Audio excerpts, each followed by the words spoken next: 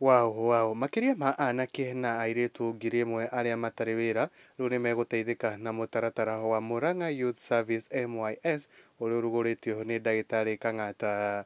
Anake aya othe marĩrĩhagwo o mũthenya gwa kahinda ga thikũ 60 makĩruta wĩra wa gũtheria na kũramata marĩa matũrigicĩirie. Igũrũ ũguo marĩkia gũtũmĩkĩra bũrũri gwa kahinda ka mĩeri ĩrĩ o makĩrĩhagwo, megũtwarwo vocational training mũndũ athure kothi ĩrĩa ekwenda na arĩhĩrwo nĩ kaũntĩ o ta ũrĩa NYS ĩkoragwo.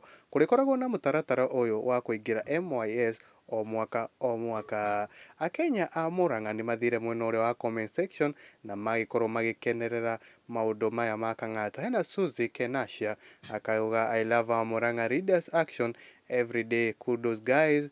Hena Charles Waweru akauga all the best kiongozi. Hena Nancy Maina akauga very good move. Hena Verokate Gitahi akauga good move. Hena John Kanio akauga brilliant idea, congratulations Governor Kang'ata. Gũkũ nĩ kwa Mwangi wa Mohoro, ngakorwo ngĩkwĩhoya na gĩtĩo kĩnene ũkorwo ũgĩ-subscribe thĩinĩ wa YouTube channel ĩno nĩgetha twakĩ upload mohoro mahiũ o gĩkorwo ũkĩmamũkĩra na kũmenya.